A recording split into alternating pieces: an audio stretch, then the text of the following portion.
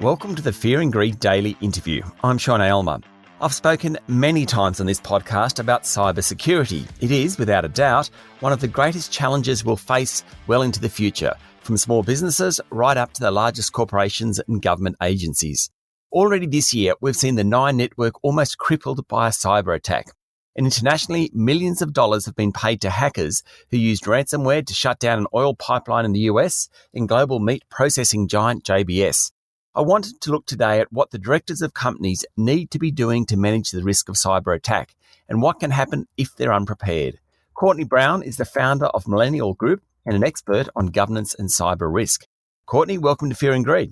Thanks, Sean. Appreciate you having me today. I can't imagine there'd be too many boards around the place now unaware of the risk, but do they know what to do about it? That's a really great question. I'll probably quote some of my colleagues in the sense that we see three types of organisations.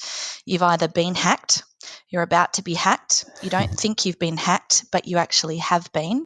And then it's a matter of three pillars in your organisation, either awareness, because you're as strong as your weakest link, your security operations centre, so that you actually have affirmative action plans for anything that may occur in terms of adverse threats or attacks. And then overarching cyber governance, so that the executive and also the board are hyper aware and know the vulnerabilities that they need to actually oversee for an organisation. So it's quite an interesting time. Okay, so of those different categories, where are Australian businesses?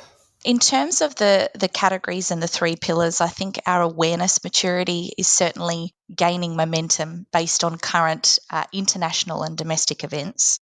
Our security operations centres are gathering steam and momentum in terms of being able to lock down systems. But COVID, of course, sent us into a phase of rapid change, and we actually needed to respond reactively rather than in a really planned, methodical way. And our cyber governance, I think, is probably really pertinent because right now we're facing into directors' obligations increasing, potential changes to the Corps Act, and likewise too, alignment to international standards for management systems and a couple of other compliance areas that are really important for directors.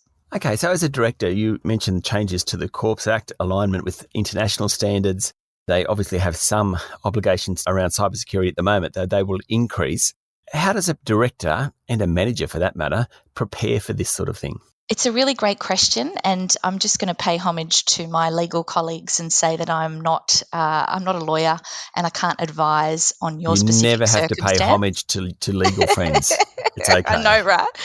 But essentially, they're the biggest allies that you can have in this circumstance. And certainly, as we face into compliance requirements changing, I suppose the best advice that I've been giving to all of my clients is really to make sure that you're familiar with ISO 27001, which essentially is the international standard for information security management systems, and showcase that your organisation is either on a path or is extremely mature in terms of demonstrating compliance with that particular standard, but also to specifics around my financial services colleagues and clients. CPS 234 is actually the Australian Prudential Regulation Authority standard that is of utmost importance now. And essentially, if you are a director, you should have actually complied with a number of aspects of CPS 234 or be on the path as of 1st of July this year.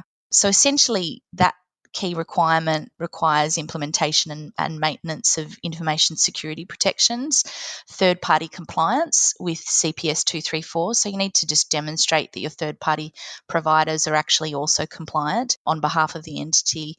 And you also need to maintain your IT security policy framework, commensurate really with the exposures to vulnerabilities and threats. There are a couple of other aspects as well, but you get the idea that there are a number of things that directors and executives can actually action now.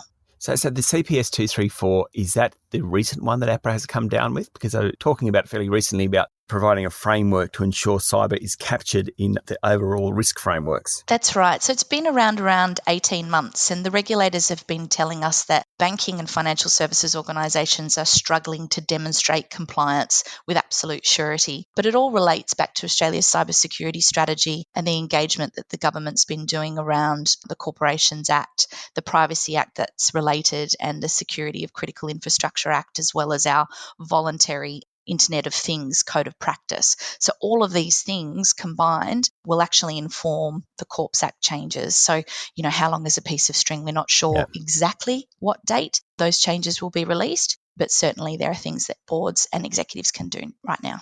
So lots of what we've just spoken about in the last couple of minutes is plenty of acronyms and plenty of legalities, but just as a starting point, even going to the APRA website, the Australian Prudential Regulation Authority website, apra.gov.au, and reading CPS 234, even if you're not a financial services sector, it at least will get your head in the right space. Is that correct? That's absolutely right. And the other piece of advice that I would certainly encourage boards to do is get together with their executive and review their risk appetite statements, because at the board strategy level where you're setting that key direction, you really do need to have those crucial conversations about threshold tolerance of risk. And it's something that I lean into all the time with clients that are at that board or executive manager level. And essentially what you're needing to articulate is, at what level of acceptance does the board feel awareness is in good shape? Likewise to your security operations centre responsiveness, and then also your cyber governance related to an adverse incident. So if boards can agree to what threshold tolerance they're actually prepared to accept risks aligned to their insurance exposures, of course, then you're actually in a really good place to be able to respond in a more planned and considered way rather than very reactive, which is what we've seen on the island of Australia most recently. Okay, so notwithstanding all that, people can get cyber insurance though, but presumably premiums are rising. Well, I can't claim to be an insurance specialist in cyber insurance, but I certainly have supported insurance providers as clients in the past. What's available at the moment is certainly a changing landscape. So actuaries are being faced with challenges to make sure that their risk frameworks actually are responsive to what we're seeing as emerging threats and attacks. So what's probably most pertinent now is ensuring your ransomware coverage actually covers the complete exposure for the organisation. So generally, when I'm working with cyber information security officers, the first people that they call when they're actually facing an adverse action or malicious attack would be their lawyer to understand their insurance exposure so that they could brief the board appropriately. But because there have been incidences recently, and the US Colonial Pipeline hack is a great example, $4.4 million was actually paid out to the malicious actor. And the Department of Justice over in America has actually recovered some of those funds, but not in its entirety. So just like any other insurance coverage, making sure that your ransomware coverage threshold ensures that you're covered for any additional extras. Stay with me, Courtney. We'll be back in a minute. I'm talking to Courtney Brown, founder of Millennial Group and an expert on governance and cyber risk. Okay, so in terms of what we've seen recently, the pipeline in the US, the JBS meets, which are obviously affected here, it does seem that people are paying money. Now, this is probably exactly what you don't want to talk about, but people infiltrating through ransomware, they keep doing it, so they must be making money out of it. Should companies not pay the ransom? Is that the bottom line? I think this is a really risky area to talk about just because it brings about national security interests and positions of national security related to our colleagues both here in Australia and offshore. So I'll tread carefully, but I will frame that when you experience a malicious attack, it's almost like inviting the rats to come aboard a ship. Once, they come often, and they find areas of vulnerability to exploit. If we set a precedent and pay ransomware, then it's almost like an invitation to vulnerability hunting, except there is an opportunity for organisations to make sure that they have defensive tactics planned for rollout when such malicious attacks occur. I would just recast back to the risk appetite statement and say your board and your executive should actually have a discussion around these risk thresholds, because in some cases, if there is private information that also covers your intellectual property, competitive advantage, and even secrets, there may be a tolerance exception to a rule. And you need to really clearly articulate and agree on what that position is, even to the point of making sure you understand what a quorum is for your risk appetite statement decisioning, so that you can move forward if you do experience a malicious attack. Of course, all this is very difficult when you don't quite know what you're talking about, because I'm sure most businesses haven't experienced it. And until you experience it, I mean, it's kind of like the budget process every year. You do it every year, so you kind of know what to look for and what you should be thinking about and your risk appetite. Very different, though, in the cyber world. That's correct. And in terms of investment in this area, we're seeing that there is at least a 40% increase in investment within cyber practice. So I would say that investment decisions is one thing, and then alignment to adverse actions is another. Okay, but I'm sure many businesses don't even understand how to even approach the subject. Yeah, I think it's a really good point. And with some of my executive colleagues and clients, as well as the boards that I advise, I really pare it back to basics. And I actually share a number of documentary videos around cyber security for them before we actually get in a room to discuss the topic.